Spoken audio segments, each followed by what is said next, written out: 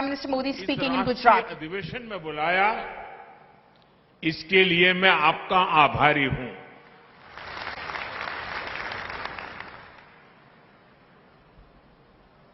आजादी के अमृत काल में जब भारत विकसित होने के संकल्प के साथ आगे बढ़ रहा है, तो आप सभी शिक्षकों की भूमिका बहुत बड़ी है। गुजरात में रहते हुए मेरा प्राथमिक शिक्षकों के साथ मिलकर के राज्य की पूरी शिक्षा व्यवस्था को बदलने का अनुभव रहा है।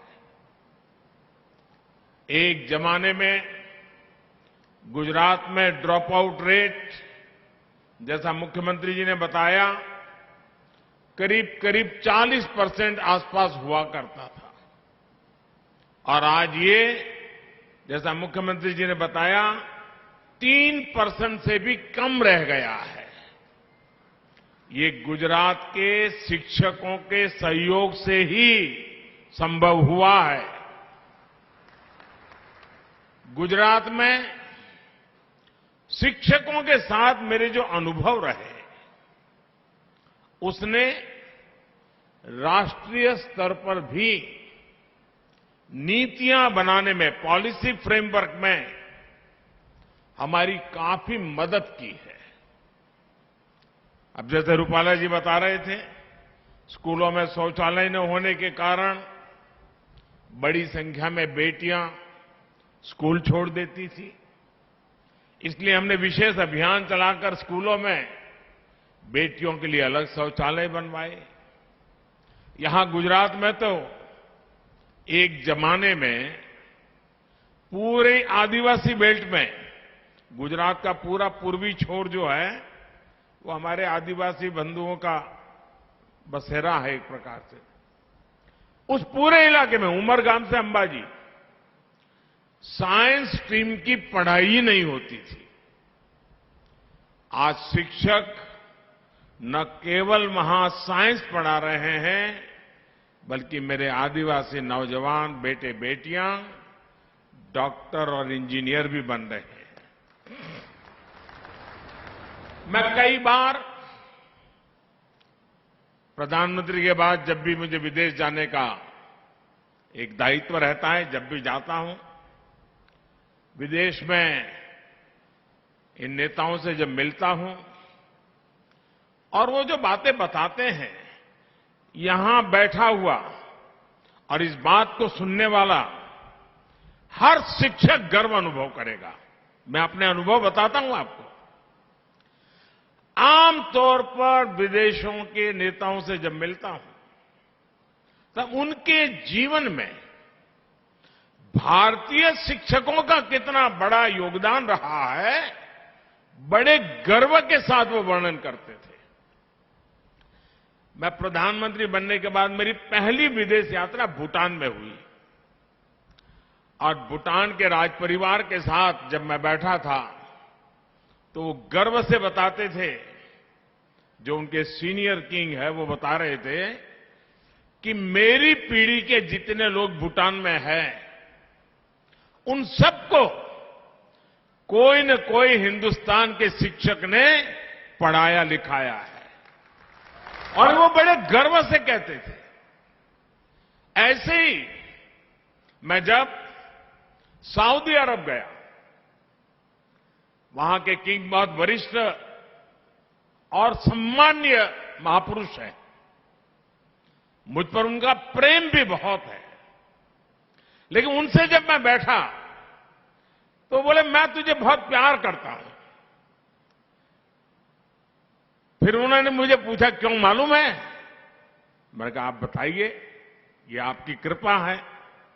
उन्होंने कहा, देखो भाई, मैं भले राजा हूं, जो भी हूं, लेकिन बचपन में मेरा शिक्षक तुम्हारे देश का था और तुम्हारे गुजरात का था, और उसने मुझे पढ़ाया। यानी इतने बड़े संपन्न देश के महापुरुष बातचीत में भारत के प्रधानमंत्री के से बात करते समय एक शिक्षक के योगदान की बात करना गौरव अनुभव कर रहे थे। पिछले दिनों कोविड में आप WHO के संबंध में टीवी पर बहुत कुछ देखते होंगे। आप WHO को जो मुखिया हैं मिस्टर टेड रॉस, उनके कई बार टीवी पर आपने उनके बयान देखे हैं। मेरी उनकी बड़ी अच्छी मित्रता है और वो हमेशा गर्व से कहते थे, पिछले दिनों जामनगर आए थे तब भी वो उसी गर्व के साथ दोबारा उल्लेख किया।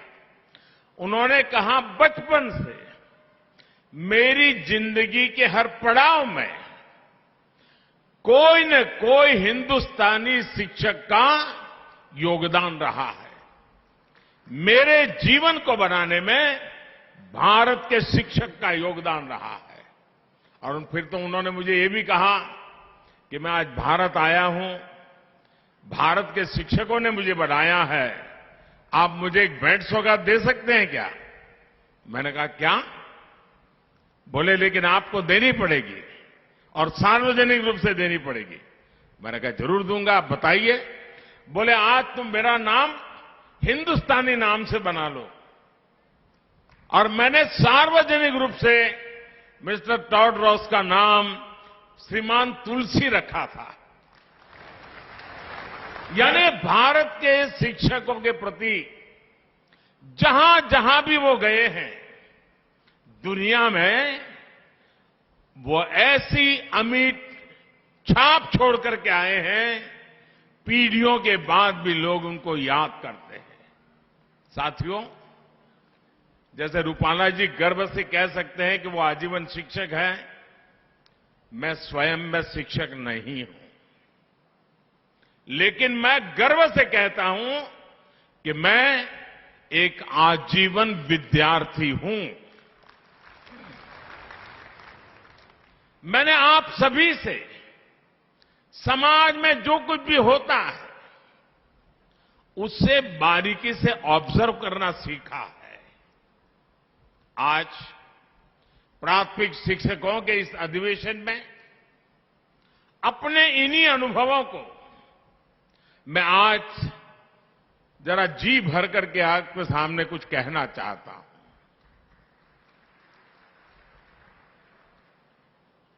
21वीं सदी में तेजी से बदलते हुए इस समय में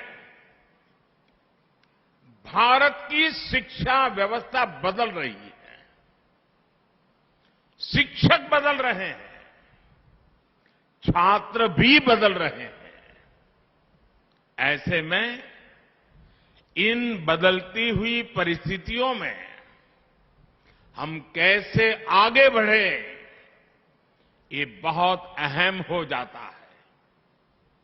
जैसे हमने देखा है, पहले के टीचर्स के सामने संसाधनों की कमी, इंफ्रास्ट्रक्चर का अभाव जैसी कई चुनौतियां होती थी और तब छात्रों की तरफ से कोई खास चुनौती नहीं होती थी।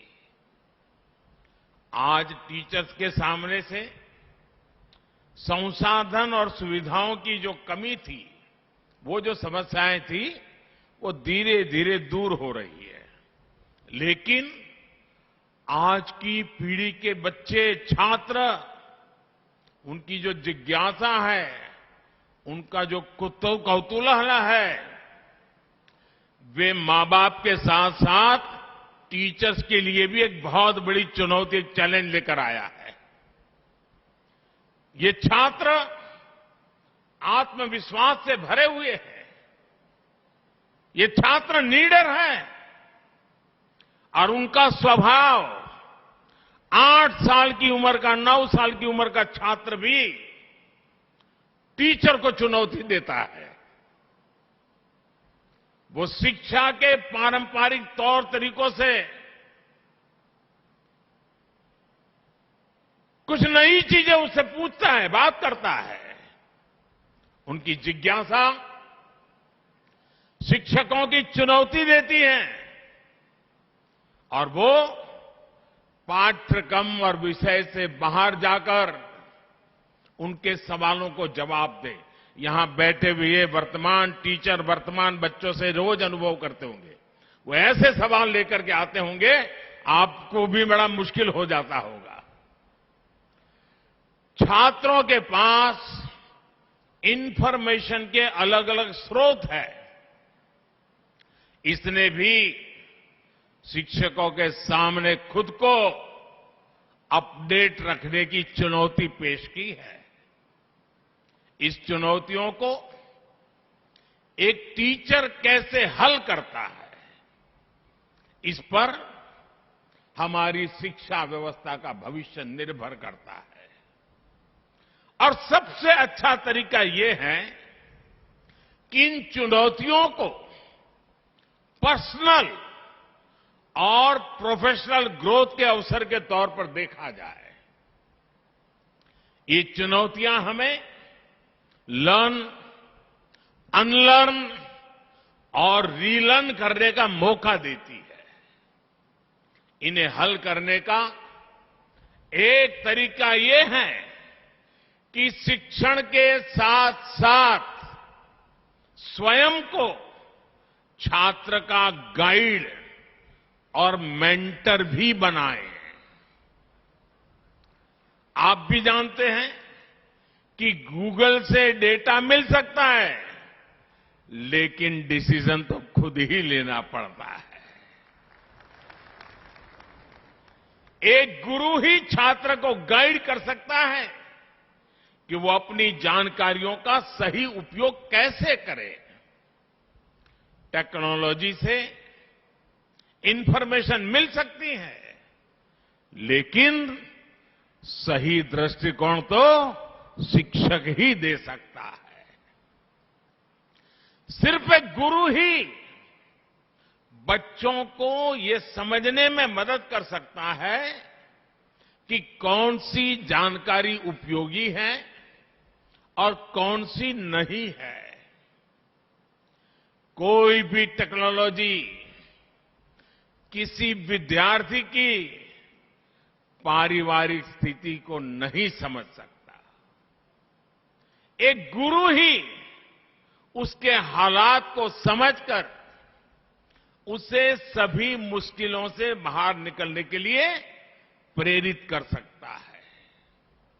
इसी तरह दुनिया की कोई भी टेक्नोलॉजी ये नहीं सिखा सकती कि किसी विषय की गहराई में जाकर उसे कैसे समझे, डीप लर्निंग कैसे करें।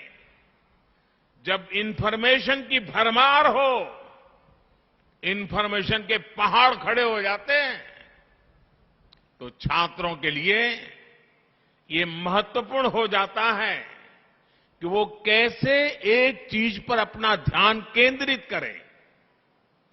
डीप लर्निंग और उसे लॉजिकल कंक्लूजन तक पहुंचाना, ये बहुत महत्वपूर्ण है।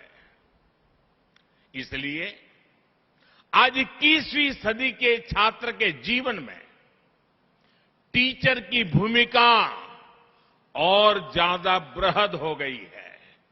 और मैं तो आपसे भी कहना चाहूंगा, मैं आपको कोई उपदेश देने नहीं आया हूं और न ही मैं उपदेश दे सकता हूं, लेकिन आप पल भर के लिए ये भूल जाइए कि आप टीचर हैं।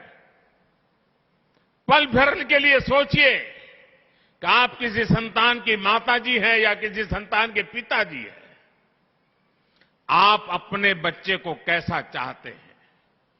आपके बच्चे के लिए आप क्या चाहते हैं?